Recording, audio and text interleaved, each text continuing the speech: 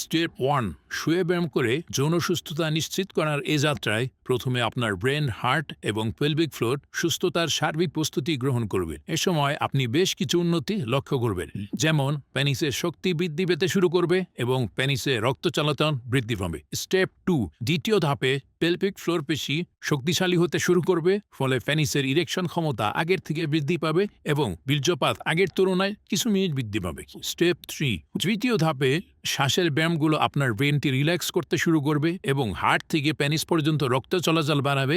এর দ্বারা যৌন উত্তেজনা আপনার নিয়ন্ত্রণে আসতে শুরু করবে, ফলে আপনার পেনিস অনেক বেশি সময় পর্যন্ত শক্তি নিয়ে দাঁড়িয়ে থাকে এবং বীর্যপাতের সময়কাল 5 থেকে 7 মিনিট পর্যন্ত বৃদ্ধি পাবে। স্টেপ 4, চতুর্থ ধাপে যৌন উত্তেজনা সম্পূর্ণ আপনার নিয়ন্ত্রণে চলে আসবে এবং যৌন মিলনের সময় আপনার ব্রেন সম্পূর্ণ রিল্যাক্স থাকবে।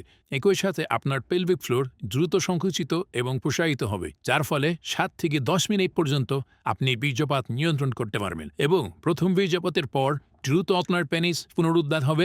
একই সাথে বীর্যের গুণগত মান বৃদ্ধি পেতে শুরু করবে।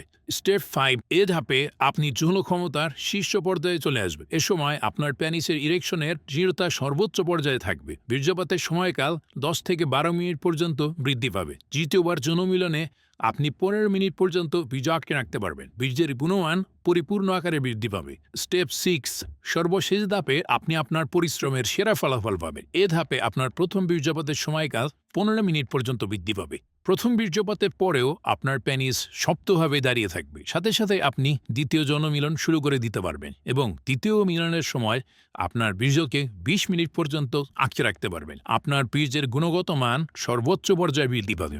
এই ধাপে আপনার যৌনস্বাস্থ্য চরম আকারে শক্তিশালী হবে।